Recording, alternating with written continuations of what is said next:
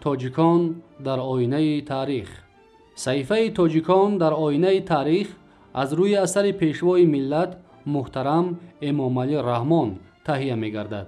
تاریخ را برای آن می آموزیم که از سرگذشت پر افتخار و عبرت آموز نیاگان آگاه شویم، سبق گیریم و این دانش‌ها را در ترتیب دادن نقشه معینی رشد امروز و فردای دولت و ملت کاربست نماییم.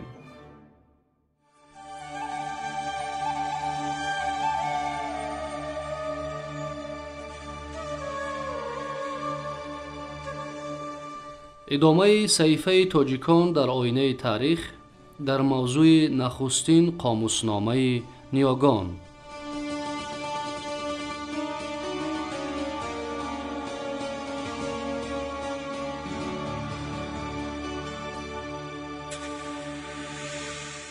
یکی از قدیمترین کتاب‌های اوستا کتاب یسنا میباشد که عبارت از 72 باب یا گاد بوده از روی خصوصیت‌های زبانی و از زمان آفرینشش بر ریگوید هندوها قرابت دارد. میتوان گفت که 8 باب اول یسنا نیایش و ستایش و مناجات و دعاها در وصف اهورامزدا و یاوران او ایزیدان و فرشتگان از جمله بهمن، سپندارموز سروش بخشیده شده است. 3 باب نوبتی یسنا از 9 تا 11 عبارت از تعریف و توصیف و ستایش هاوما نوشابه رستنی نیروبخش است که مزداپرستان آن را به حیث ایزید درمان و قوت و پیروزی میپرستیدند. فشردن و استعمال هاوما عمل مقدس به شما رفته آن را هنگام قربانی کردن چارپایان برای اهورامزدا در لحظه های طاعت و عبادت می نوشیدند. کتیبه بیستون که در عهد هخامنشیان با امر دارا ثبت شده است از سگ‌های هاوماورگ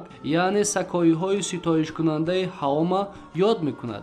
افشرده هاوما را با شیر همراه کردن و گاو و اسب را قربانی نمودن مزداپرستان از طرز زندگی مردم بشارت می دهد که پیشه آنها چارواداری بوده است. گمان غالب آن است که سکایهای هاوماورگ و دیگر سکایهای بادیه‌گرد آسیای میانه و پهناهای امودریا به طایفه آریاها منسوب بوده بعدتر کشی زردشتی و اهورامزدا را پذیرفتند. ناگفته نماند که در ریگویدا سرود و مناجات هایی است که با آیت های ایزیدان طایفه های آریایی شباهت داشته آن را هنگام قربانی و نیایش ها می خواندند.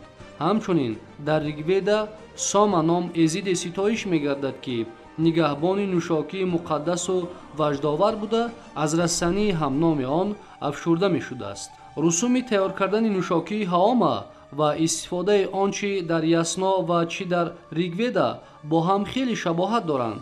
پیروان زردشتیه هندوستان که با نام مغان پارس مشهورند تا کنون در مراسم های دینی و لحظه های نیایش نوشابه هاوما را تیار و استعمال می کنند. باید افزود که اوستاشناس جوان فرانسوی انکتل دیوپرن زبان اوستایی و سانسکریت را که با هم خیلی قرابت دارند محض در نزد دستوران مغ و موبدان زردشتی ساکن هند آموخته سال 1771 ترجمه فرانسوی اوستا را با پیشگفتار و تفسیرات به چاپ رساند. این عمل خیر صرف نظر از بعضی نقصانها اروپاییان را با کش زردشتی و اوستا آشنا نموده به علم اوستاشناسی کشورهای غرب تکان جدی بخشید. همین طریق ستایش و نیایش هاوما چون رسم و آیین مقدس از دوره‌های خیلی قدیم تا روزهای ما رسیدند و بسیار مسئله‌های ناروشن تاریخ مذهب زردشتی روشنی می‌اندازد. در باب سکایی‌های هاوماورگ همین را افزودنیم که برخی از مورخان ساکنان اشکاشیم نام سابقه‌اش که سکاشیم است و سیستان که نام سابقه آن را سکستان میبرند را از اجداد آنها میشمارند. در بین مردم تاجیک علل خصوص ساکنان بدخشان و دیگر ناحیه‌های کنونی تاجیکستان رستنی هاوما با نام هاما بیریشیم هاما تا امروز معلوم است که در طب خلقی چون بخشنده مدار و مواد وجدآور استفاده می شود. اصلا تفسیر و آموزش مفصل یسنا و بابهای آن کار محققان و اوستاشناسان بوده ما برای تقویت فکر و پاسخ گفتن به بعضی سوالها ناچار به قسمت دیگری آن گاتها روی می آریم. годҳо қадимтарин бахши авеста ва як пораи таркибии ясно буда 17 боби онро фаро мегиранд.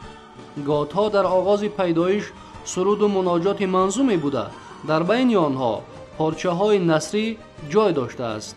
бо мурури замон порчаҳои насрӣ аз годҳо афтода робитаи порчаҳои манзум то ҷои коста аст. бо вуҷуди ин годҳо сарчашмаи ҷолибест ки давраи ба зиндагии муқимӣ рӯ овардани ориёиҳо алалхусус зиддияти байни қабилаҳои муқимӣ машғули зироаткорию чорводорӣ ва қабилаҳои яғмопешаи бодиягардро хеле хуб таҷассум намудааст. домани суханро дароз накашида чанд порчаеро аз годҳо меорем.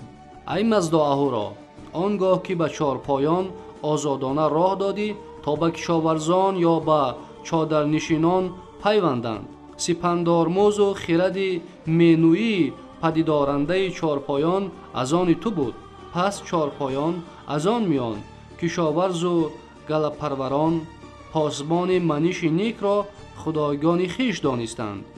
ай маздо, чодарнишини биёбонгард ки бо кишоварзӣ напардозад ҳарчанд бикӯшад аз паёми неки ту баҳра наёбад. ай маздо, манам ки бо парастиши ту зангори нофармонию бадманиширо аз дилҳо бизудояму озодаро аз чанги хирасарону кишоварзро аз ҳамсоягони дурӯғпараст ва пешворо аз накӯҳандагону сарзанишгарон ва чамани чорпоёну кишзорро аз дасти гумоштагони бедодгару нобакор бираҳонам. оё ҳаргиз девҳо худовандгарони хубӣ буданд? онон мебинанд ки чӣ гуна карапану усиҷу кавӣ ки аз пешвоёни дивпарастон буданд чорпоёнро бар ишон ба хун мекашанд. инон чорпоёнро аз рӯи оини ростин барои кушоиш бахшидан ба киштуварз намепарваранд. ай зардушт, кист он покдине ки дар густариши оини бузурги муғ дӯст ва ёвари туст? кист он ки хостор аст бадин-ном баландовоза гардад? он кас гӯштосп аст ки дар поёни кор аз кеши ростин пуштибонӣ хоҳад кард.